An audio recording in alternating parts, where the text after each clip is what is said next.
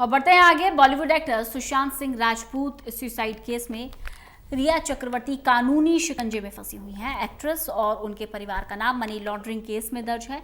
शुक्रवार को लगभग 8 घंटे तक रिया से पूछताछ हुई, जिसके बाद ईडी ने अब एक बार फिर उन्हें समन भेजा है। सोमवार को ईडी की टीम फिर से रिया चक्रवर्ती से पैसों के लेन देन को लेकर पूछताछ करेगी। अभिनेत्री और सुशांत की गर्लफ्रेंड रिया ईडी के शिकंजे में है। ईडी की रडार पर रिया को फिलहाल राहत मिलती नजर नहीं आ रही। शुक्रवार को लगभग 8 घंटे तक रिया चक्रवर्ती से पूछताछ करने के बाद प्रवर्तन निदेशालय यानी ईडी ने एक बार फिर रिया को समन भेजा।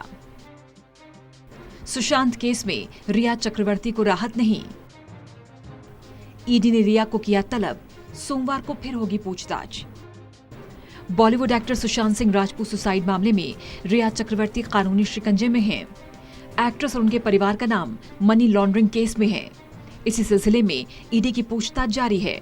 शुक्रवार को लगभग 8 घंटे तक रिया से पूछताछ हुई। एक बार फिर से तलब किया है ईडी ने रिया चक्रवर्ती को।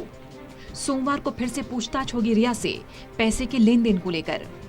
रिया के भाई शौविक चक्रवर्ती से भी शनिवार को पूछताछ की गई और ईडी ने तकरीबन 18 घंटे तक उनसे सवाल जवाब किए थे। रिया ने जांच में नहीं दिया सहयोग, सफाई देने में रही विफल। सूत्र बता रहे हैं कि शुक्रवार को ईडी के साथ हुई पूछताछ में रिया ने ठीक से जवाब नहीं दिया और किसी भी खर्च पर अपना पक्ष नहीं रख पाई। लाखों में चल रहे उनके खर्चों के बारे में रिया कोई दस्तावेज या सबूत नहीं रख पाई। सूत्रों के मुताबिक पूछताछ के दौरान ईडी ने उन्हें सुशांत के अकाउंट से उनके अकाउंट में हुए ट्रांजैक्शंस दिखाए और खर्चों के बारे में पूछा गया। ईडी ने रिया के अकाउंट में अचानक ट्रांसफर हुए कैश के सबूत भी जमा किए हैं।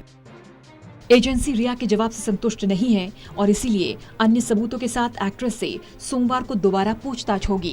रिपोर्ट के मुताबिक रिया को उनके पिछले 3 साल के सोर्स ऑफ इनकम के बारे में पूछा गया।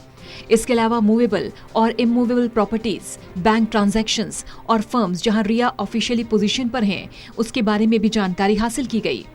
सूत्रों के मुताबिक इनकम टैक्स रिटर्न रिकॉर्ड्स के मुताबिक रिया की सालाना कमाई पिछले कुछ सालों में 10 लाख से 12 लाख और फिर 14 लाख रुपए हो गई। रिया, उनके भाई शौविक और सुशांत द्वारा चलाए जाने वाले तीनों फर्म्स पर ईडी अब पूछताछ करेगी। ईडी को शक है कि इन तीनों फर्म्स का इस्तेमाल पैसों के गबन के लिए किया गया होगा। Special desk, total news.